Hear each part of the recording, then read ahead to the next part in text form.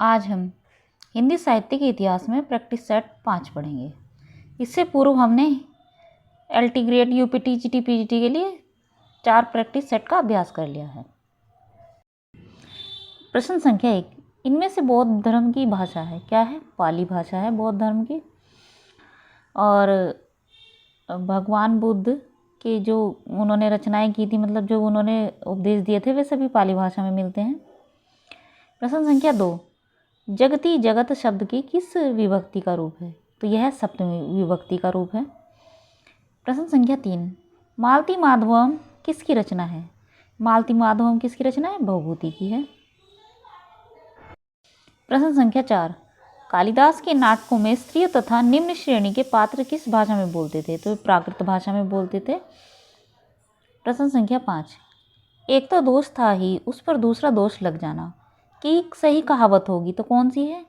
कि एक तो करेला दूजे नीम चढ़ा, तो यह कहावत बिल्कुल सही है। प्रश्न संख्या 6, वाक्य रचना का सही क्रम क्या है? तो किसी भी वाक्य की रचना के लिए सबसे पहले क्या जरूरी होता है? कर्ता, फिर उसका कर्म, फिर क्रिया। ये सभी आवश्यक तत्व हैं किसी भी वाक्य की रचना करने के लिए। प्रश्न संख्या 7, निम्नलिखित शब्दों में से शुद्ध शब्द है तो कौन सा है? जिजीविषा। प्रश्न संख्या 7 का उत्तर है हमारा बी। प्रश्न संख्या 8, आग्रह का विलोम क्या होगा? आग्रह का विलोम होगा दुराग्रह। प्रश्न संख्या 9, अनेकार्थक शब्द के रूप में गुरु का कौन सा अर्थ अनुपयुक्त है? तो एक नक्षत्र। ठीक है, यह अनुपयुक्त है। बाकी गुरु, पचाने में कठिन, शिक्षक, भारी, ये सभी गुरु के अनेकार्थक शब्द के रूप में प्रयोग होते हैं। प्रश्न संख्या 10, शतदल शब्द निम्नलिखित में से किसका पर्यायवाची है? तो ये कमल का है, कमल को शतदल कहा जाता है। प्रश्न संख्या 11, चंद्रिका का पर्याय है तो क्या है? कौमुदी। प्रश्न संख्या 12, क्षत्रियानी शब्द में प्रत्यय है क्या है? आनी, क्षत्रिय प्लस आनी, तो यह इसमें प्रत्यय है। प्रश्न संख्या 13, समास में आए पदों को छोड़कर जब किसी अन्य पदार्थ की प्रधानता हो तो कौन सा समास होता है? बहुवीरी समास। मतलब जब किसी अन्य शब्द वाक्य में किसी अन्य के लिए बात की जाती है तो वहाँ बहुवीरी समास होता है। जैसे पीताम्बर अर्थात पीले हैं वस्त्र जिसके, या पीले वस्त्र जिसने पीले वस्त्र धारण किया तो कौन है? श्री कृष्ण को कहा जाता है, तो उनके लिए वहाँ पर क्या आएगा? पीताम्बर में बहुवीरी समास आएगा इसलिए। प्रश्न संख्या 14, निम्नलिखित में से किस शब्द में व्यंजन संधि है? तो तल्लीन में है, तत् प्लस लीन है, इसका संधि विच्छेद होगा, इसलिए इसमें व्यंजन संधि है।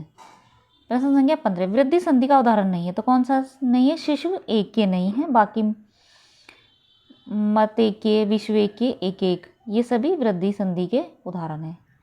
शिशु एक के नहीं है।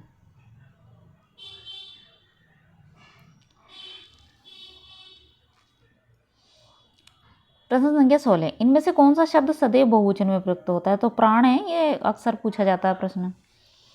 प्रश्न संख्या 17, निम्नलिखित शब्दों में से पुल्लिंग शब्द का चयन कीजिए तो कौन सा है? सूचीपत्र है ये। तो सूचीपत्र क्या है? पुल्लिंग शब्द है। बाकी गंगा, किताब, संसद, ये सभी स्त्रीलिंग शब्द हैं। प्रश्न संख्या 18, हिंदी में शब्दों का लिंग निर्धारण किसके आधार पर होता है?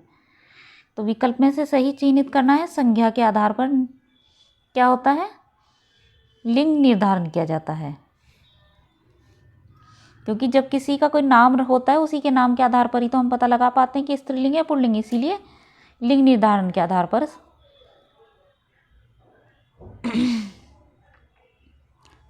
लिंग निर्धारण किसके आधार पर होता है? तो संज्ञा के आधार पर होता है, इसलिए लिंग निर्धारण। प्रश्न संख्या 19, बुढ़ापा शब्द में कौन सी संज्ञा का उदाहरण है? तो भाववाचक है। प्रश्न संख्या 20, निम्नलिखित में से क्या अविकारी शब्द का एक भेद नहीं है? तो विशेषण अविकारी शब्द का भेद नहीं है। ठीक है, क्रिया विशेषण, समुच्चय बोधक, संबंध बोधक, ये सभी क्रिया विशेषण के भेद हैं। मतलब क्रिया विशेषण के भेद नहीं, अविकारी शब्द हैं ये। विशेषण में अविकारी शब्द नहीं होता है, इन सभी में अविकारी शब्दों का प्रयोग किया जाता है जो परिवर्तित नहीं होते हैं। प्रश्न संख्या 21, निम्नलिखित में से कौन सी ध्वनियाँ अयोगवा हैं? तो अह, ये सभी अयोगवा ध्वनियाँ होती हैं। प्रश्न संख्या 22, छत्तीसगढ़ी बोली हिंदी के किस उपभाषा वर्ग के अंतर्गत आती है? तो पूर्वी हिंदी के अंतर्गत आती है।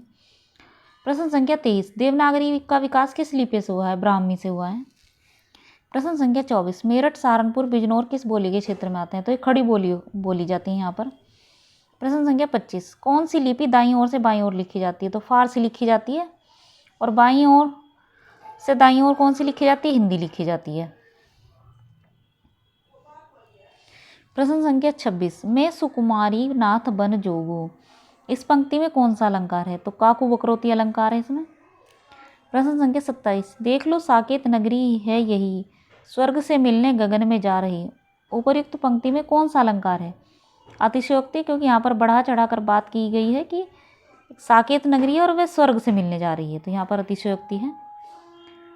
प्रश्न संख्या 28, जन्मु सिंधु पुनि बंधु, विष दिन मलिन संकलक सकलंक, सिए मुख समता पाओ किमी, चंदू बापुरो रंग, इस उद्धरण में अलंकार है व्यतिरेक है।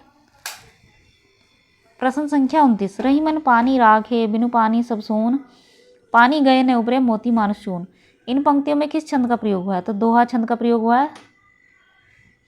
प्रश्न संख्या 30, नयनों का नयनों से गोपन प्रिय संभाषण में कौन सा रस है? श्रृंगार है, क्योंकि यहाँ पर नयनों का नयनों से एक तरीके से मिलन की बात चल रही है। प्रश्न संख्या 31, हम हारी के किए पाइन पारियो प्योरो, लेहू कहा, अजू किए तेह तरेरियो त्योरियो बिहारी, इस दोहे में कौन सा रस है? तो विप्रलंब श्रृंगार, मतलब वियोग श्रृंगार रस है इसमें। प्रश्न संख्या, विप्रलंब श्रृंगार वियोग श्रृंगार का ही नाम है। प्रश्न संख्या 32, भरत मुनि ने रसों की कितनी संख्या बताई है? 8 बताई है। प्रश्न संख्या 33, अपस्मार क्या है? यह संचारी भाव का एक प्रकार है अपस्मार। प्रश्न संख्या 34, इनमें से किस विद्वान का कोई भी ग्रंथ उपलब्ध नहीं है? तो भट्ट लोल्लट का कोई भी ग्रंथ उपलब्ध नहीं है। प्रश्न संख्या 35, प्रबंध काव्य में संगठन किसके द्वारा किया जाता है? तो कथानक के आधार पर किया जाता है। प्रश्न संख्या 36, चिरजीवो जोरी जुरे क्यों ने स्नेह गंभीर, को घटी ये वृष भानुजा वे हलदर के धीर, हलदर के वीर, इस दोहे में है अभिधा मूला शाब्दी व्यंजना। प्रश्न संख्या 37, कौन से आचार्य ने चतुर्वर्ग की प्राप्ति को काव्य का प्रयोजन माना है? तो भामह ने माना है। प्रश्न संख्या 38, जूटन किस लेखक की आत्मकथात्मक कृति है? तो ओम प्रकाश वाल्मीकि ही है। प्रश्न संख्या 39, हिंदी प्रदीप के यशस्वी संपादक का नाम क्या है? बालकृष्ण भट्ट। प्रश्न संख्या 40, कठगुलाब उपन्यास की रचनाकार है कौन है? मृदुला गर्ग हैं। प्रश्न संख्या 41, पशु पक्षियों पर लिखित महादेवी वर्मा का चित्र संकलन है कौन सा है? मेरा परिवार। प्रश्न संख्या 42, पड़ोस की खुशबू यात्रा वृत्त के लेखक कौन है? रामदरस मिश्र हैं। प्रश्न संख्या 43, सौंदर्य की नदी नर्मदा यात्रा वृत्तांत का अंतिम पड़ाव है क्या है? कोलियाद में भरूच। प्रश्न संख्या 44, जीवन यात्रा का कोलाज के लेखक कौन है?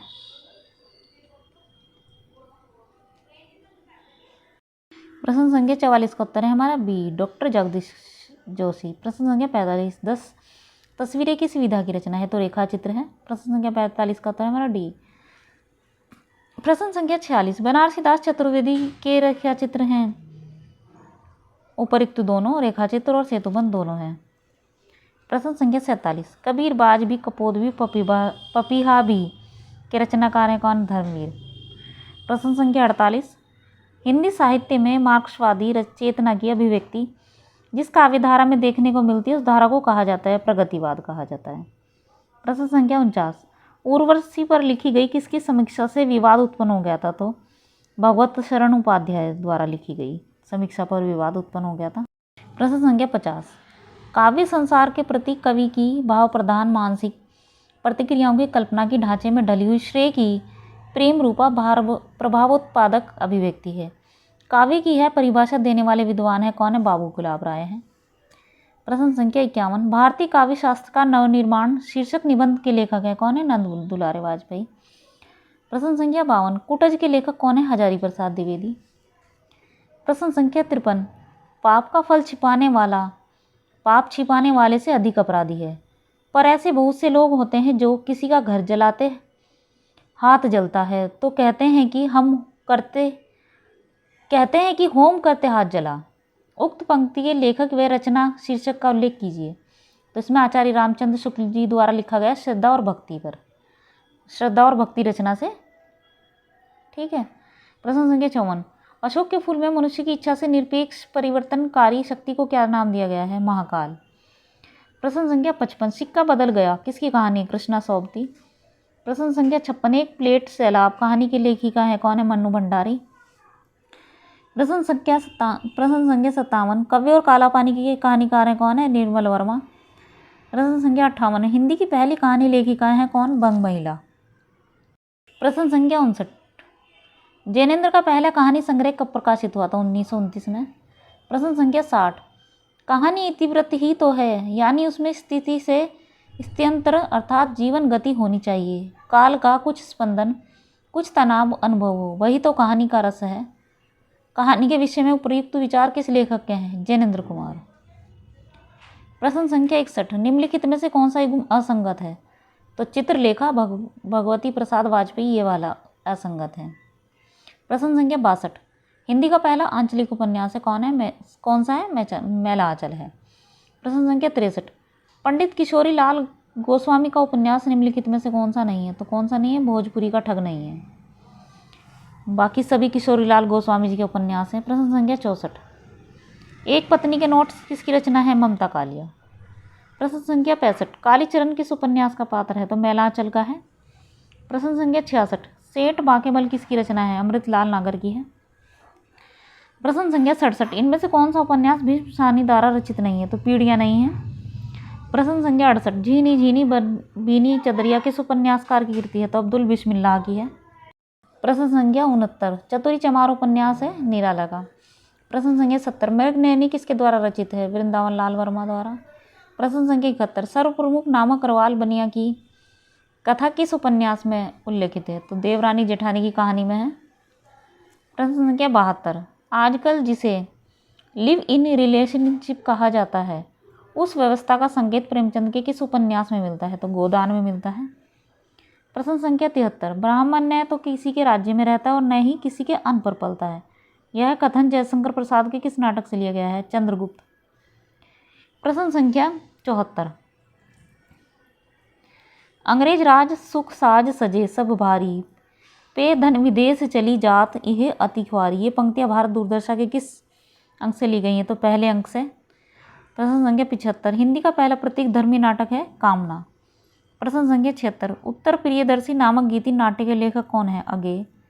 प्रश्न संख्या 77, स्वर्ग की झलक एकांकी के रचनाकार कौन है? उपेंद्र नाथ है। प्रश्न संख्या 78, अंधा युग के निम्न कथा गायन का शीर्षक क्या है? संजय से सुनते सुनते युद्ध कथा, हो गई सुबह पाकर यह गहन व्यथा, गांधारी पत्थर थी उस श्रीहत मुख पर, जीवित मानव सा कोई चीन न था। तो अश्वत्थामा का अर्थ सत्य से है ये। प्रश्न संख्या 79, आषाढ़ का एक दिन नामक नाटक के रचयिता कौन है? मोहन राकेश। प्रश्न संख्या 80, निम्न में से कौन सा सुमेलित नहीं है? तो कौन सा नहीं है?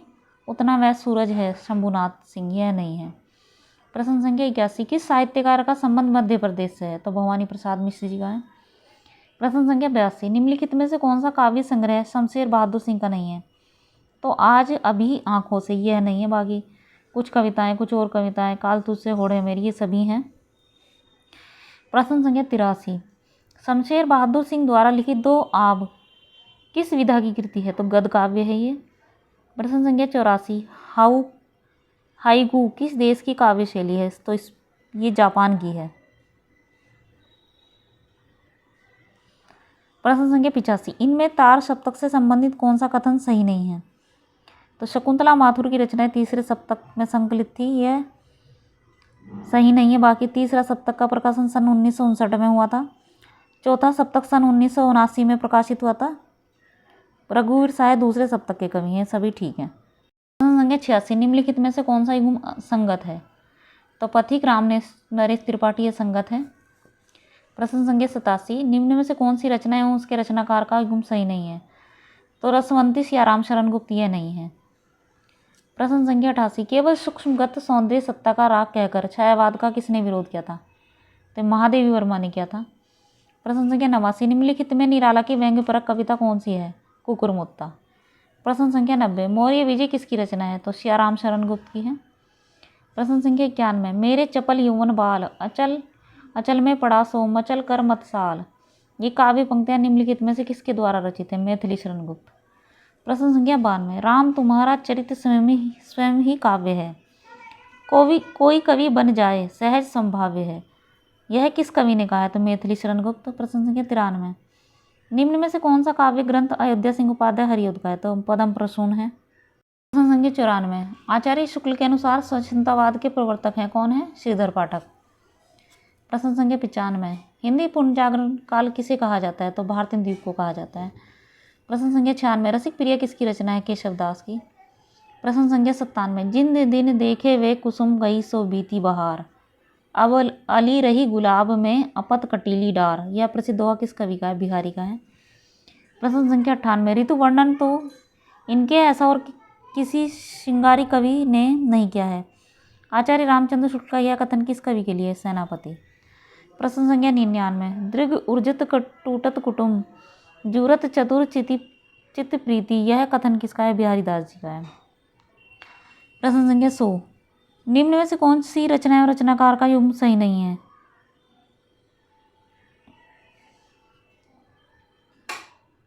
इसमें भाव विलास केशवदास ये वाला शुद्ध नहीं है। प्रश्न संख्या 101, निम्नलिखित में से कौन सी रचना कवि देव की नहीं है? तो कौन सी नहीं है? अलंकार गंगा नहीं है। प्रश्न संख्या 102, उनकी विरह ताप की अत्युक्तियों में दूर की सूझ और नाजुक ख्याली बहुत कुछ फारसी की शैली है। शुक्ल जी का यह कथन किस कवि के विषय में है? बिहारी। प्रश्न संख्या 103, जग की कविताएं के धोखे रहे हया प्रबीननी की मति जात जकी। किसकी पंक्तियां? ब्रजनाथ। प्रश्न संख्या 104, इन किसी विशुद्ध सरस और शक्तिशालिनी ब्रजभाषा लिखने में और कोई कवि समर्थ नहीं हुआ है। विशुद्धता के साथ प्रौढ़ता और माधुर्य भी अपूर्व हुआ है। ये वियोग श्रृंगार के प्रधान मुक्तक कवि हैं। आचार्य रामचंद्र शुक्ल का उपकथन किस कवि के विषय में? घनानंद के लिए। प्रश्न संख्या 105, सूरदास के एक अति प्रचलित पद के निम्नलिखित चरण नखत वेद ग्रह जोरी रद करी को बरजे हम खात से किस खाए जाने वाले पदार्थ का अर्थ निष्पन्न होता है? विष का। प्रश्न संख्या 106, सूरदास के विषय में कौन सा कथन गलत है? सूरदास को सभी विद्वान जनमान मानते थे, ये गलत है। प्रश्न संख्या 107, राधा वल्लभ संप्रदाय का प्रवर्तन किसने किया? तो हित हरिवंश ने किया है। प्रश्न संख्या 108, स्वामी अग्रदास का संबंध किस भक्ति शाखा से है? तो राम भक्ति शाखा। प्रश्न संख्या 109, गोद लिए हुसी फिरे तुलसी सो सुत होए। यह पंक्ति इनमें से किस कवि की है? तो रहीम दास जी की है। प्रश्न संख्या 110, सीता त्रिजटा संवाद रामचरितमानस के किस कांड में वर्णित है? तो सुंदर कांड में। प्रश्न संख्या 111, इनमें से जायसी की कौन सी रचना नहीं है? तो चित्रावली नहीं है, चित्रावली उस्मान की है, बाकी सभी जायसी की रचना है। प्रश्न संख्या 112, सूफी काव्य परंपरा की सर्वश्रेष्ठ रचना है? तो कौन सी है? पद्मावत है। प्रश्न संख्या 113, इनमें से कौन सा कवि संत कवि नहीं है? तो तुलसीदास जी नहीं है, बाकी तीनों संत कवि हैं। प्रश्न संख्या 114, हर वाणी किसकी रचनाओं का संग्रह है? तो दादू दयाल की। प्रश्न संख्या 115, भ्रमर गुफा के लिए दूसरा उपयुक्त नाम क्या है? ब्रह्मरंध्र। प्रश्न संख्या 116, रसखान कवि का वास्तविक नाम था सेहद इब्राहिम। प्रश्न संख्या 117, आल्हा और उदल के चरित्र को वीर गीतात्मक काव्य के रूप में रचने वाले कवि हैं? जगनी। प्रश्न संख्या 118, खड़ी बोली में सबसे पहले काव्य सर्जन करने वाले कवि हैं कौन? अमीर खुसरो। कौन है? अमीर खुसरो, जिन्होंने सबसे पहले खड़ी बोली में सबसे पहले रचनाएं लिखी थी। प्रश्न संख्या 119, अमीर खुसरो किस नाम से जाने जाते थे? तो तोताए हिंद। प्रश्न संख्या 120, प्रत्येक देश का साहित्य वहाँ की जनता की चित्तवृत्ति का संचित प्रतिबिंब होता है। यह किसका कथन है? आचार्य रामचंद्र शुक्ल। प्रश्न संख्या 121, निम्नलिखित में से किस रचना में कड़वक शैली का प्रयोग नहीं हुआ है? तो पाहुड़ दोहा में नहीं हुआ है। प्रश्न संख्या 122, विद्यापति इनमें से किस रचना के आधार पर मैथिल कोकिल कहलाए? तो पदावली के आधार पर कहलाए। प्रश्न संख्या 123, पुरानी हिंदी नामकरण किसने दिया है? चंद्रधर शर्मा गुलेरी ने दिया है। प्रश्न संख्या 124, ग्रीसन कृत the modern vernacular literature of Hindustan का हिंदी अनुवाद किसने किया है? डॉक्टर किशोरी लाल गोस्वामी ने किया है।